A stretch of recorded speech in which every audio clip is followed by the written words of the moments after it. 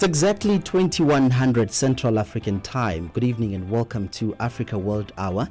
This is Channel Africa, the African perspective, broadcasting live from Johannesburg, South Africa. I must say, one of the beautiful countries in the continent. Catch us live on SABC Plus app, on DSTV Audio Bouquet, Channel 802. And on OpenView, we're Channel 628. I'm Innocent Semosa, in for Tsepiso Magwetla.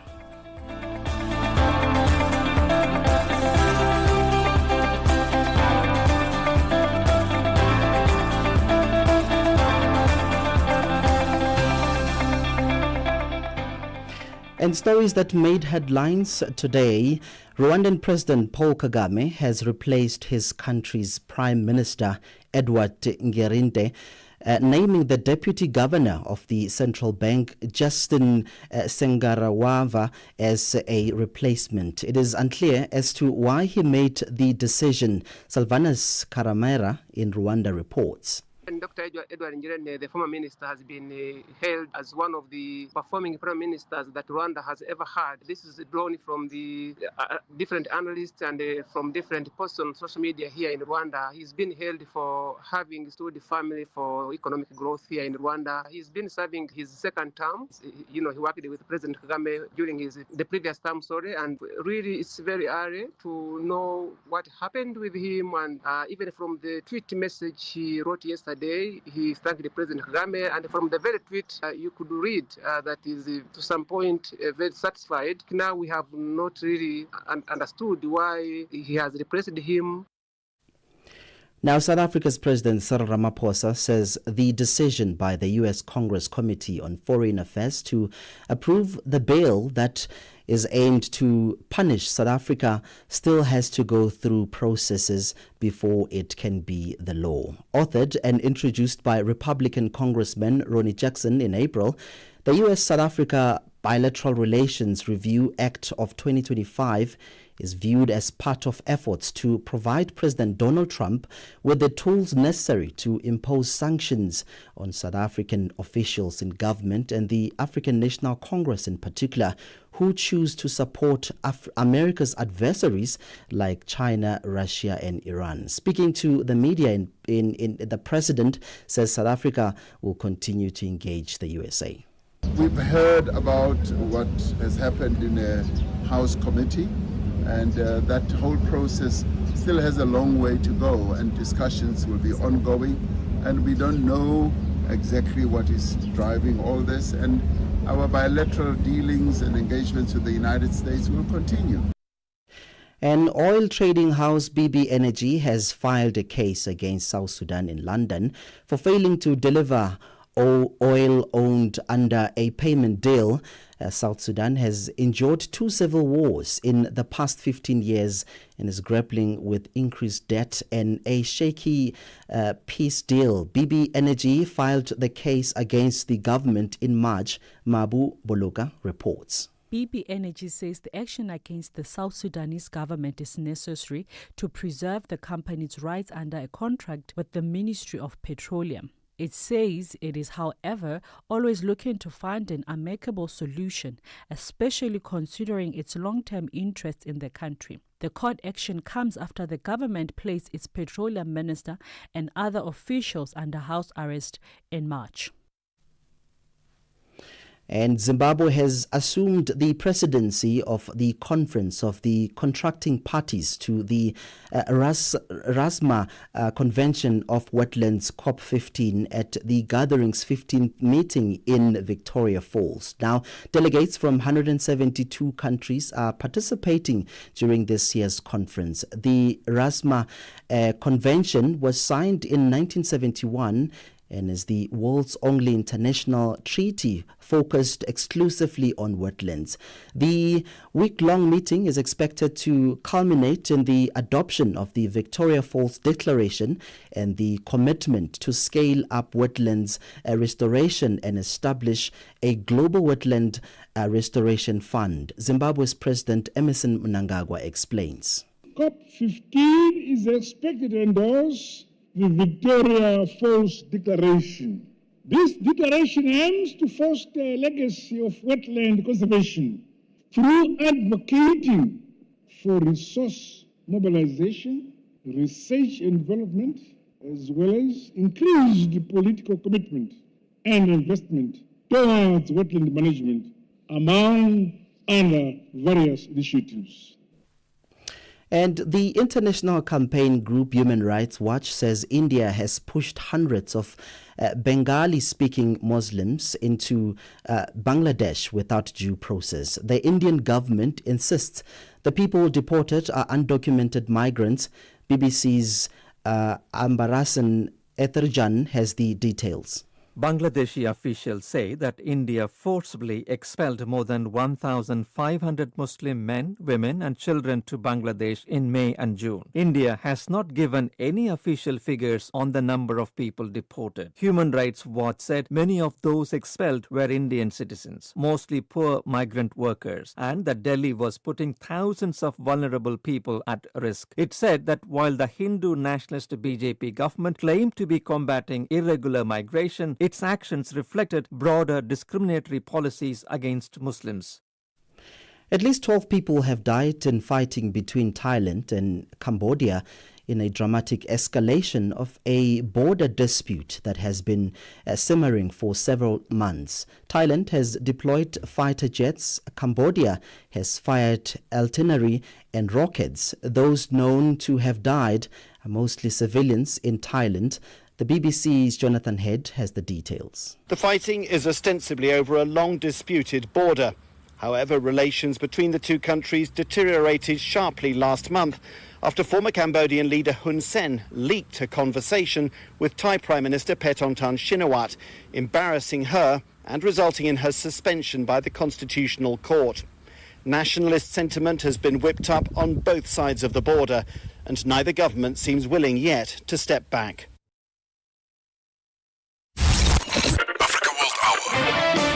Africa World Hour, unpacking global headlines from an African perspective.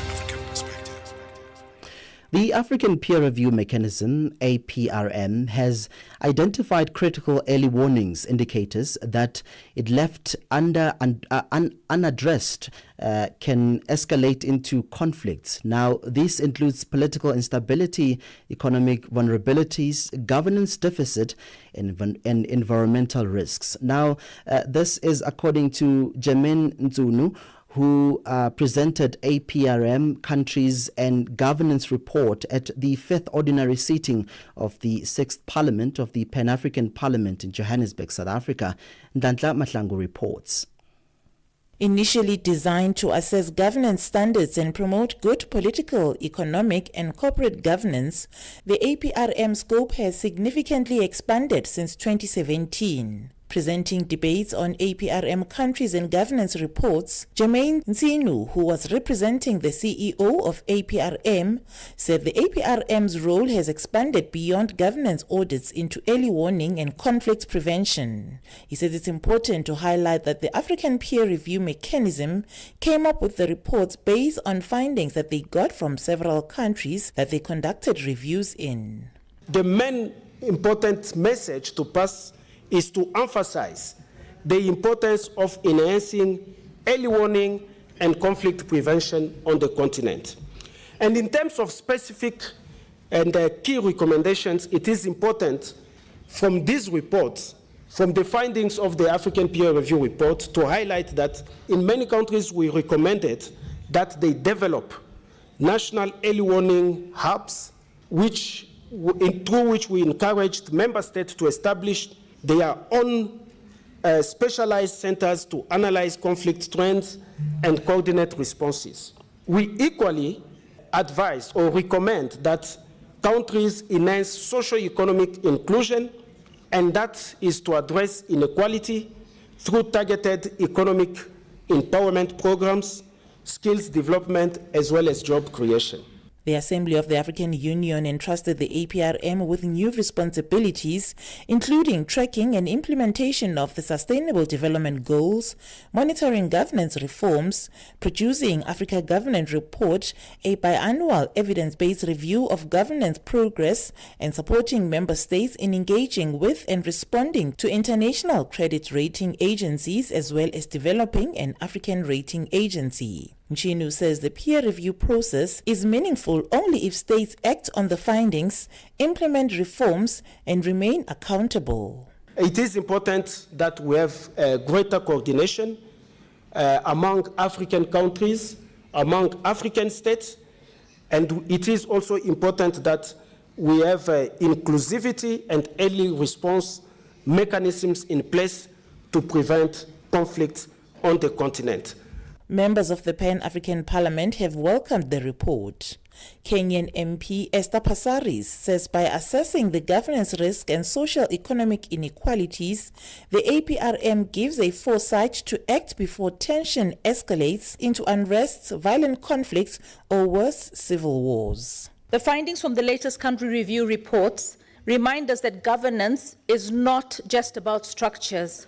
It's about people's trust in their leaders, access to basic services, and the promises for a better tomorrow. The indicators highlighted in the APRM report are not abstracts. We see them play out on our streets. The socio-economic inequalities that leave millions unemployed and excluded from opportunities, fueling anger and hopelessness across the continent. Political contestation and weak electoral management that erode faith in democracy and triggers post-election violences. Poor service delivery, particularly in water, electricity, and housing, which have sparked protests and uprisings across several member states. Corruption and weak public institutions that weaken legitimacy and amplify social discontent. Ethnic and religious xenophobic tensions that undermine the very spirit of the African unity and integration. Rwandan Member of Parliament Jennifer Wibabara has commended the report, saying it gives hope for the continent. I would like to commend and appreciate APRM from the start up to now. It is one of the institutions that gives hope to Africa. As I was looking at the recommendations, they are very good recommendations. For example, when they were talking about community-based conflict resolutions. So I was commending APRM resolution where they said that we should use traditional mechanisms which can help us as African countries. Only 44 African countries are members of the APRM. Reporting for Channel Africa, I am Ntlanhla Mahlangu in Johannesburg. On to this now. At the African Continental Free Trade Area After Conference held in Johannesburg, member of the Executive Council MEC for Economic Development in South Africa's Gauteng province, Lebogang Maile, highlighted the immense potential AFTA holds for boosting intra-African trade. But also, however, he also raised concerns over what he described as a lack of commitment by some African leaders in driving the engagement forward. Now, MEC Maile joins us now to unpack Gauteng's role in positioning South Africa as a strategic gateway for AFTA implementation across the continent. Mr. Maile, good evening and welcome to Channel Africa. Evening, and thanks for having us. Yeah, so MEC, you have raised concerns about the lack of commitment from African leaders towards AFTA. But what do you believe is holding back the political will? And in your view, how can it be reignited? Because we need it to work. Well, I think it's not so much about what the various leaders say, but what they do, as they say that action speaks louder than words, and hence my skepticism and concern about the commitment. And I think that we need to strengthen institutions, civil society institutions in different sectors of society, whether it's political, cultural, sports, religious sectors, business, and strengthen government institutions, because the success of any program that we want to pursue as a continent should not be left to individual leaders. If we have strong institutions that have clarity of thought and that are organized and properly coordinated throughout the continent, I think we will be able to see a difference. And I think in the last few years, we have seen weakening of various institutions, especially in society. Hence, you have the current status quo, and we are not seeing much progress because in the different countries, people have been depending on individual leaders, because Africa does not need a messiah to solve her problems. Africa needs all her people to take charge and take responsibility. I believe in collective leadership. I believe in strong institutions. And if we can be able to start there, and that's why we need to also work hard to raise the consciousness of the different societies so that they can be able to have an appreciation and understanding of the challenges that they face in the various communities and societies. And that way, they will be able to develop a shared perspective and then be united in action to tackle the challenges, especially of poverty, of inequality, and of unemployment. Yeah, MEC, Gauteng is often seen as South Africa's economic engine, and I'd like you to, give me practical steps that your province is taking to align its economic development plans with, AFTA's objectives. Well, I think, as I've said, the first thing is to have clarity of thought, be clear on what is it that needs to happen, which we have spent a bit of time doing that in consultation with different stakeholders, with different spheres of government in our society, but also we are connecting more with other African countries, especially regions or provinces, so that we can be able to start with that coordinated efforts of exchanging ideas and of also trading amongst ourselves as Africans. But we need to start by doing the things that are within our control, like infrastructure in our own province. And that's why we are investing a lot of resources towards building infrastructure, making sure that there is a reliable energy, a reliable water supply, roads to be able to move goods and people, fight crime, and all those things are in our budgets. We are not just having plans, but we are financing those programs that we are expected to execute and we are expected to achieve.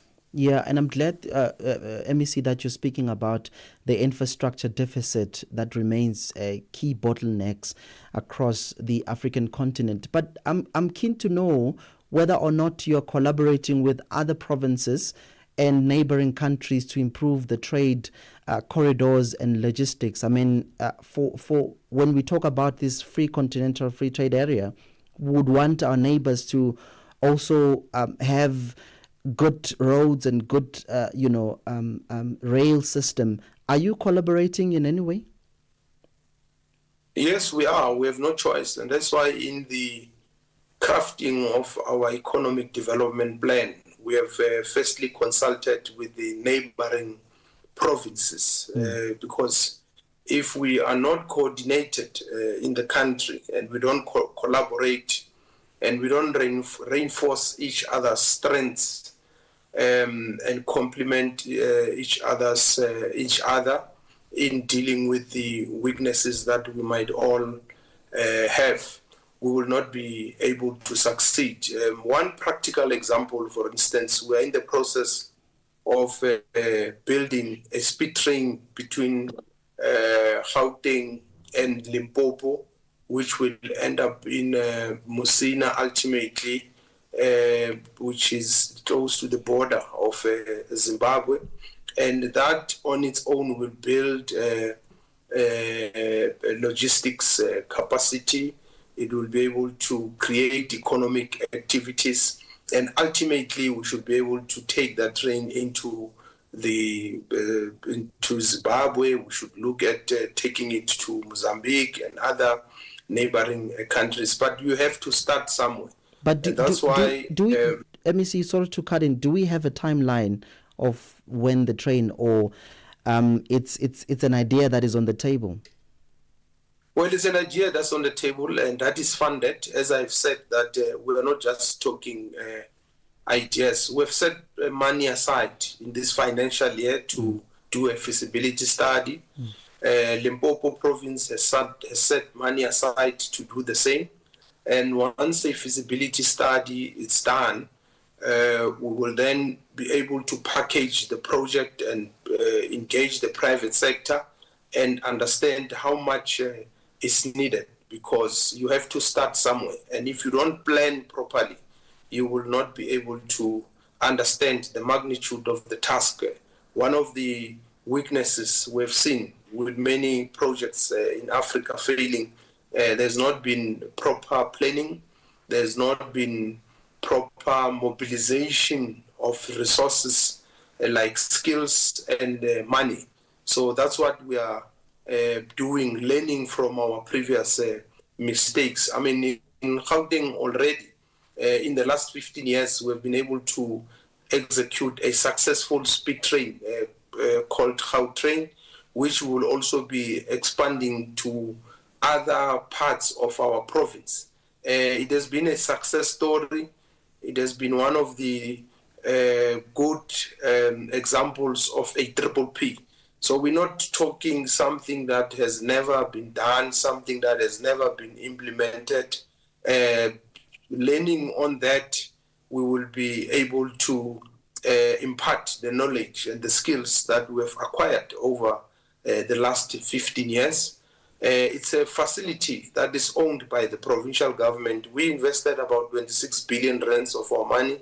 The facility, it's now, or rather the asset, worth about 45 billion and growing. We are hosting the province of Western Cape on the 4th of August. They want to learn from us on how we have done this, and we will be learning from them as well on how they're doing other things well. And that way, as I've said, we should be able to complement each other as provinces here in South Africa, and ultimately get the national government to provide the leadership and the resources. We are working with Northwest, for instance, to revitalize an area in Tshwane called Babelegi Industrial Park, which it's a huge industrial area with enormous capacity. We are working with Mpumalanga, we are working with Free State. So I can go on and on about the collaborations that are there, that are alive, and which are taking place. And we want to consult. Next week, Friday, for instance, I'm meeting the Dean of Ambassadors in Africa, because we want to start having discussions with other African regions in the continent. We have a investment conference that we host every year. The inaugural one this year was successful, and we were able to raise about 312 billion in pledges. And next year we want to extend an invitation to regional governments, to entities that are responsible for trade and investment to organize the business. Like any other program, there has to be a champion, and we have imposed that responsibility on ourselves, working with other stakeholders in making sure that we succeed. And we are confident that with focus, with dedication, with allocation of resources, we should be able to achieve the objectives that we set ourselves. Yeah, MEC, lastly, and I'm happy that you're collaborating with the Western Cape government, provincial government, to learn from each other. But also, are you collaborating with the private sector to promote investment in sectors that could thrive under the more integrated African markets? And if you are, what has been the reception from the private sector? Well, as I've said already, they have pledged 312 billion into the Gauteng economy. And we are glad that institutions like the Development Bank of South Africa, it's based here, and they are already on their own investing in various projects in the continent. The PIC, which commands enormous resources and assets, is also investing not just in the economy of the country, but in the continent. We want to forge closer links with the African Development Bank, and that's why one of the things we want to pursue is to host the African Investment Conference that is funded and hosted by the African Development Bank. But we are also profiling successful entrepreneurs in the continent like Dangote, Patrice Motsepe, and many others, so that we've got a structured discussion with them, looking at opportunities that exist in our province, in the country, and in other parts of the continent, and look at how do we unlock the challenges that they are facing, because there's a lot of resources even in the banks, the private sector, but unfortunately they are not able to invest because there are a lot of barriers to entry. And we also want them to nurture and mentor and incubate small businesses, small entrepreneurs, because we want to be deliberate in entrenching a culture of entrepreneurship, especially amongst young people. We're looking at just this morning, we had a session with the rector of the United Nations, Professor Marwala, to look at innovation and artificial intelligence and what are some of the practical things that can be done. Unfortunately, there's a lot of work that has been done previously, which we have to build on instead of just reinventing the wheel and starting new initiatives. We want to consolidate the work that has happened. We have the Innovation Hub, which we have created a long time ago in the province of Gauteng, and we want to ensure that we strengthen ties and relations between our Innovation Hub and the various tertiary institutions. And as you know, Gauteng has got the highest concentration of tertiary institutions, of research institutions. We've got a concentration of at least 12,000 millionaires just in the city of Johannesburg. So if we're able to coordinate better, meet their demands and their their expectations, we think there's a lot of progress that can be made. So our plans have been well researched. We have worked with institutions, higher institutions of higher learning, with research institutions, and you've got institutions like Oxfam that are doing a lot of work in the continent on areas related to the economy, what has to be done, how do we reindustrialize, what are the barriers to entry for small entrepreneurs, the trends on poverty, trends on inequality, and we think with the data at our disposal, we should be able to make the right decisions because data is there, and we must be able to align that with policy development and legislation development. And that's why one of the things we've deliberately said we ought to do as Gauteng is to start sponsoring discussions in the national legislature through the National Council of Provinces, which is a platform that has been created for provinces to be able to raise issues that affect citizens. Yeah, MEC, lastly, and I must say that we commend the work that you're doing. We can hope that the obstacles will be resolved. But lastly, what message do you have then for entrepreneurs on the ground? Well, they have to stay focused. They have to be clear on what is it that they want to do. And they must not just depend on government. They must organize themselves. As I've said, that a strengthening of institutions is important.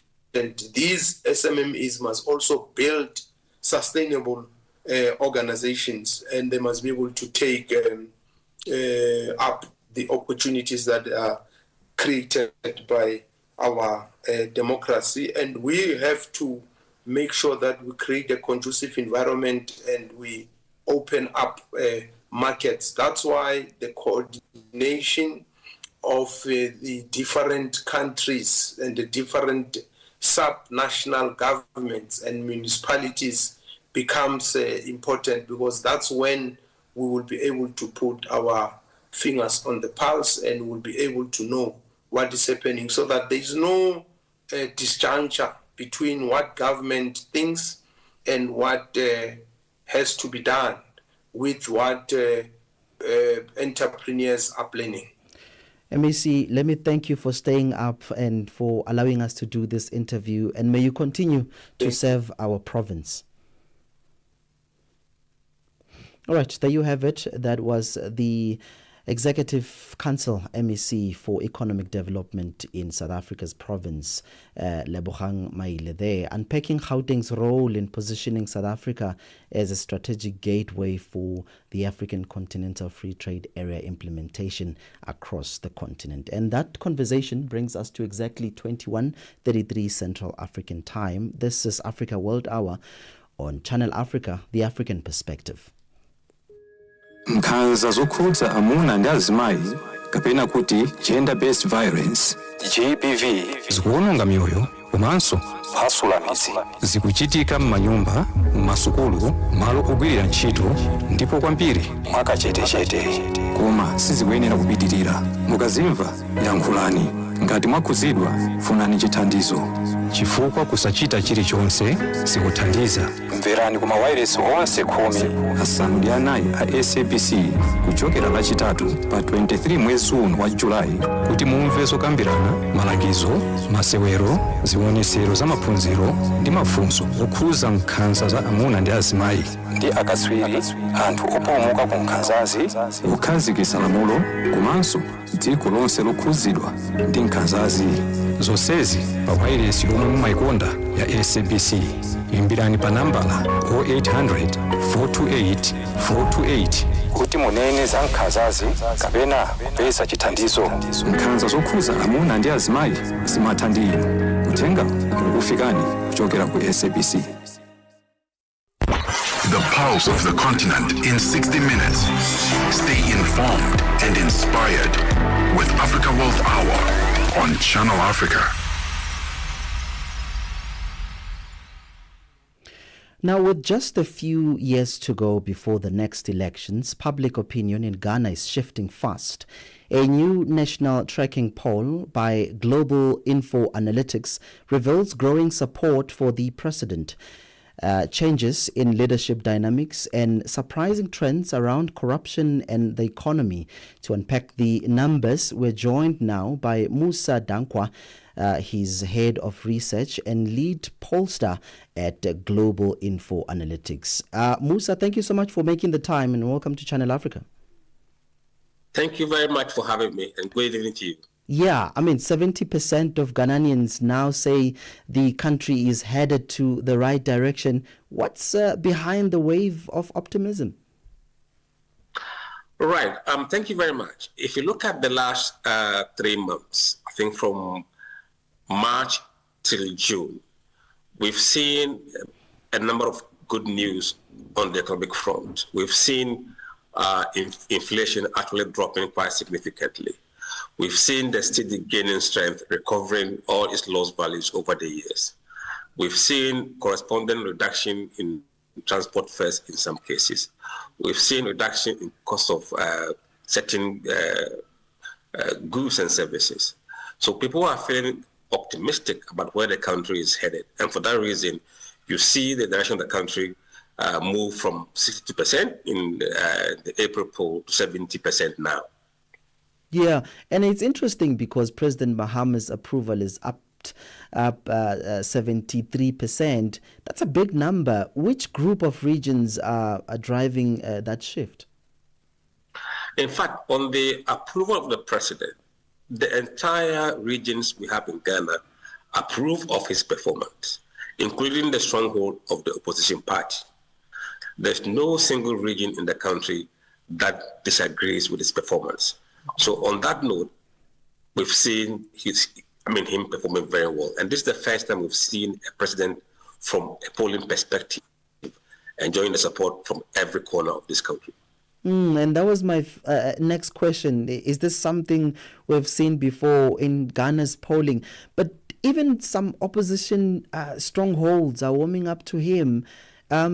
This must be surprising to many. Wouldn't you agree? Yes. In fact, if you look at Ashanti region, where the ruling party just won 34% of the vote last time, Mahama enjoys 46% approval in that region. Another region that is strong hold of the opposition, Eastern region, Mahama is on 68%. And in the hometown or home region of the vice president, the then candidate, Mahama is up 87%. So across everywhere, he is doing very well. And Musa, I want to hear what voters are telling you, because looking at the economy, around 74% approves of the president's handling of the economy, but job creation score is lower. What are you hearing on the ground? Yes, I think what they're telling us is that they've seen a number of policies that is being implemented, but those are yet to deliver any meaningful fruit in terms of job creation. So this, measure probably will be tested properly in a year's time, where they would have had chance to see whether the measures have created any jobs or not. But so far, his worst performance is on job creation. And there's also been strong support for the suspended Dansu levy. What does that say about public mood around the energy issues in the country? Actually, people recognize that there is an issue that needs to be resolved in the sector. And for that matter, they are prepared to pay a bit more to get that issue resolved. Because nobody wants to see doomsday situation, what they call the power outages that we saw some years back. So they are prepared to make sacrifice. And this is the first time we've seen citizens willing to pay tax in order to solve the problem. In the past, there have been opposition to any taxes that they impose. Yeah.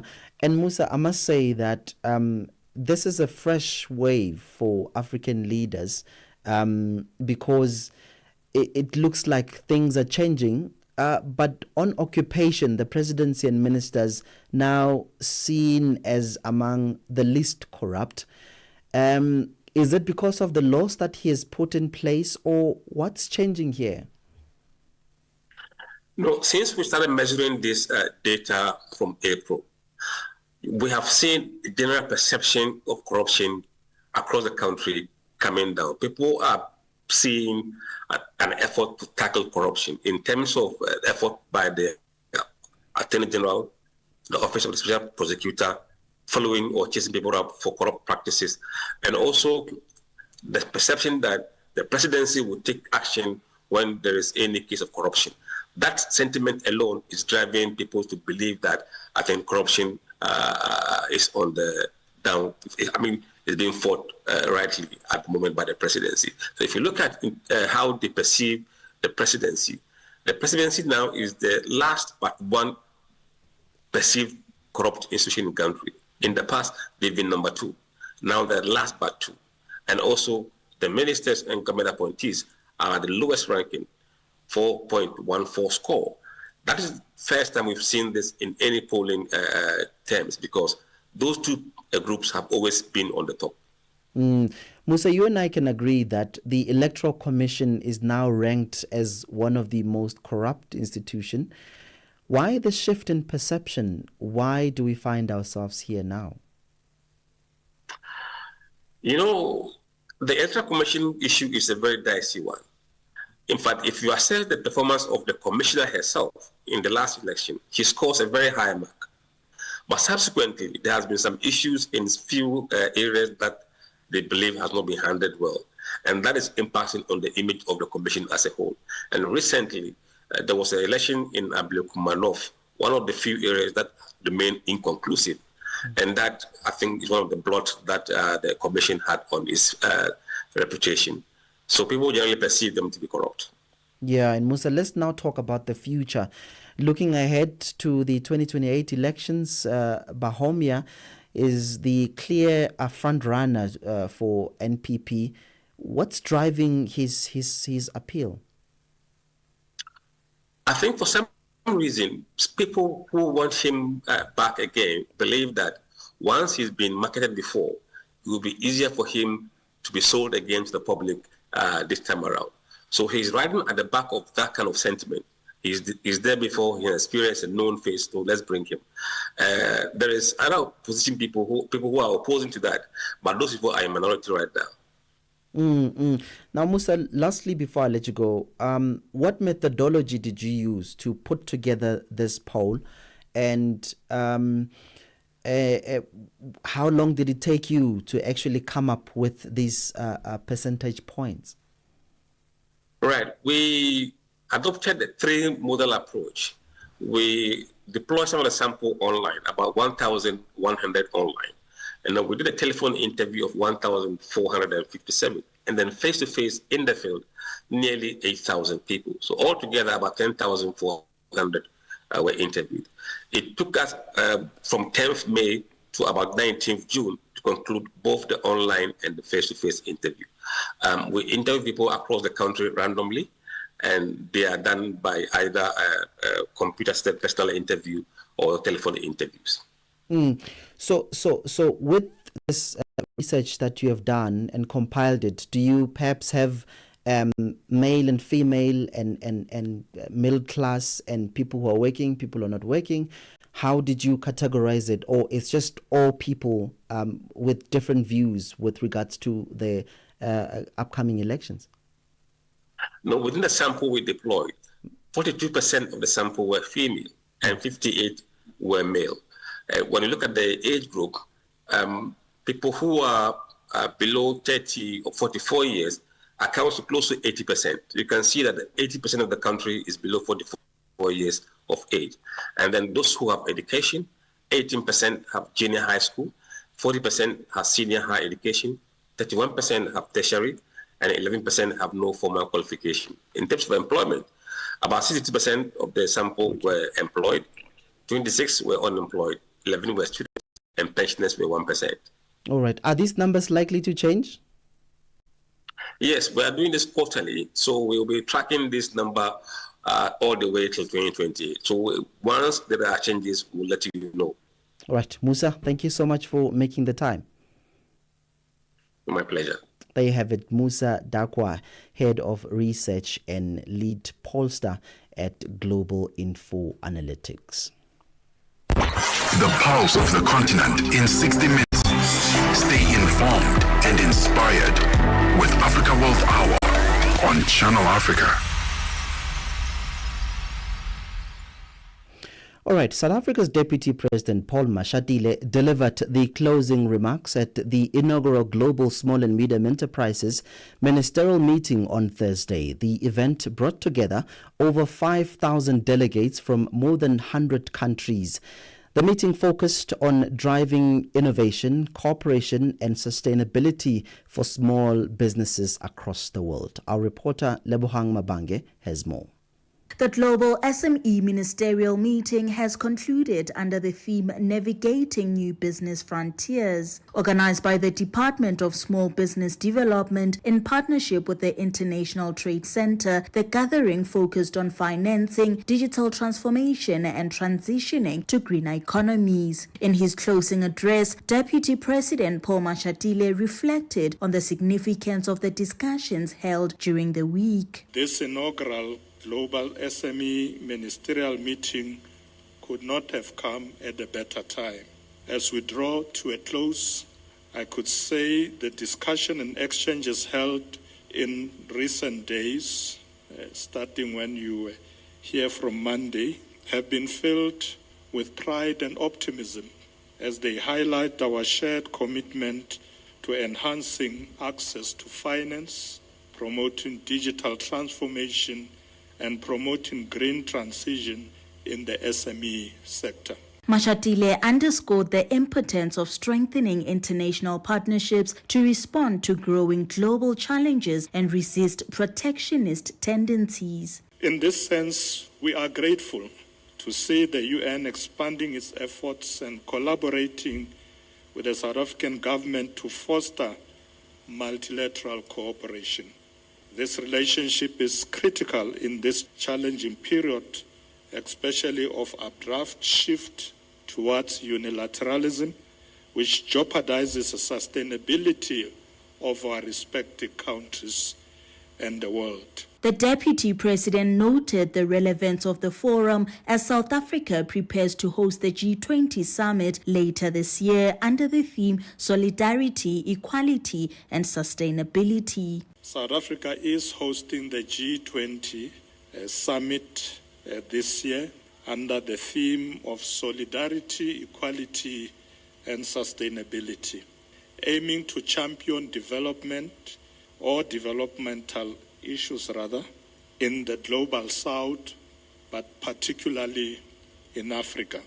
As we approach the G20 summit, this forum has been essential in bringing together a number of ministers and deputy ministers from the continent and the global south to exchange perspectives. Concluding his address, Mashatile called for stronger trade and economic diplomacy to unlock greater market access for SMEs across regions. As governments, we need to step up.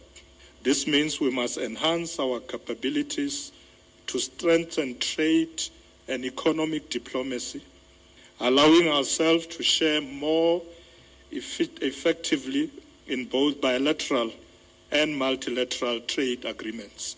As South Africa, we are strengthening regional trade through the South African Customs Union, the South African Development Community, and the African Continental Free Trade Area. The Deputy President's address closed a week of dynamic exchanges aimed at unlocking new frontiers for small businesses globally. Reporting for Channel Africa, I am Lebohang Mabange in Johannesburg, South Africa. Now, South Africa's ANC says it's hoping to have frank dialogue with the other former liberation movements It will host leadership from MPLA in Angola, Frelimo from Mozambique, SWAPO from Namibia, CCM from Tanzania, and ZANU-PF from Zimbabwe. The gathering will be covered under the theme Defending the Liberation Gains, Advancing Integrated Socio-Economic Development, Strengthening Solidarity for a Better Africa. Bonolo Maribe has more. A pivotal moment as former liberation movements will meet in South Africa.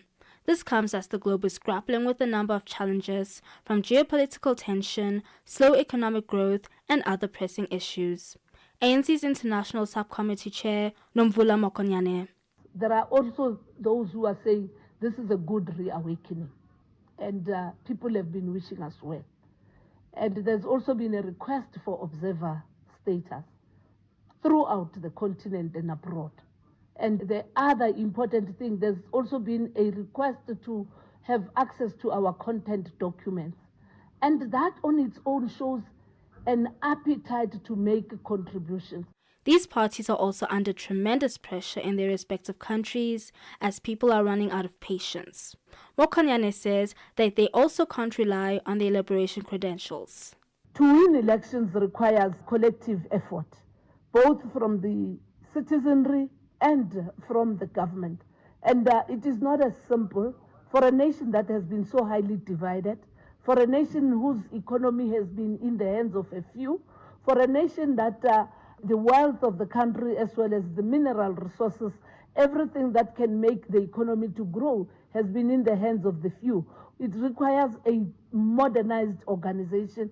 It requires a renewed organization. It requires a new breed of leadership. Pan-Africanist Congress of Azania Secretary General Apapowe says that this summit marks an important moment for the continent. As the PAC, we'll use this summit to remind all our struggle was never just about the right to vote. It was and still is about the return of the land to African people and the total dismantling of all forms of colonialism. We carry forward the vision of Sobukwe, of true freedom, full sovereignty, and complete African liberation. In Namibia, SWAPO's Elders Council Secretary, Dr. Kaire Mbuende, says it has made some strides, but challenges are still there as well. It is a totally different Namibia from the one we found here in every respect, whether it's education, health, infrastructure development. And on the economic front, we've had years of positive growth of up to 6%. We admit that was not enough, but we have had continued growth until we are hit by the economic crisis and until we hit by COVID, and again we are on the process of recovery.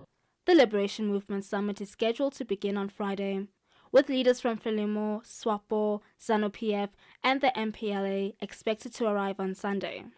Bonolo Maribe, SABC News, Johannesburg.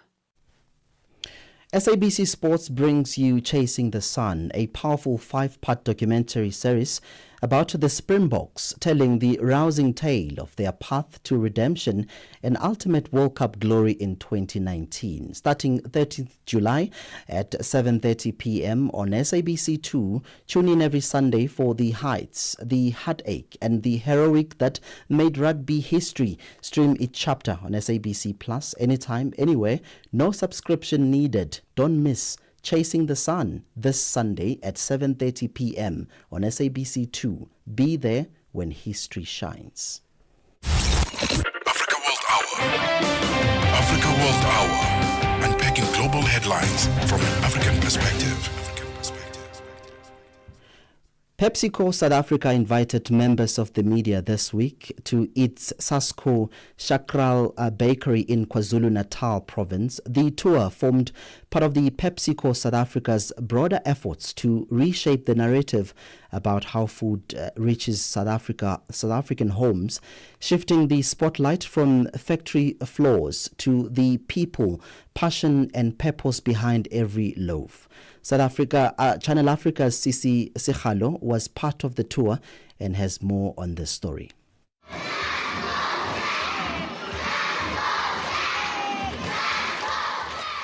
I love playing in the playground with my friend Aktara. We play a game hide and seek and play on the swing and the slide. Do you love your playground? Yes. What do you love most about your playground? The slide. The slide. And the swing that you're on now? I also like it. For children, this is what at least makes them excited to wake up in the morning and go to school and play. SASCO built them a playground through their Siyasizana initiative. It may seem like play for them, but the principal of the school we visited in KwaZulu-Natal province, Hans Raj Harilal, says it is more than that. It touches the lives of the children. The jungle gym really assisted our children because they need to have physical activity besides being in the classroom. So it helped them to develop their muscular skills and also getting out into the fresh air and having a different of an environment in terms of studying. The Siyasizana campaign is a flagship campaign of the bread company SASCO. In 2023, through the campaign Better Play was born.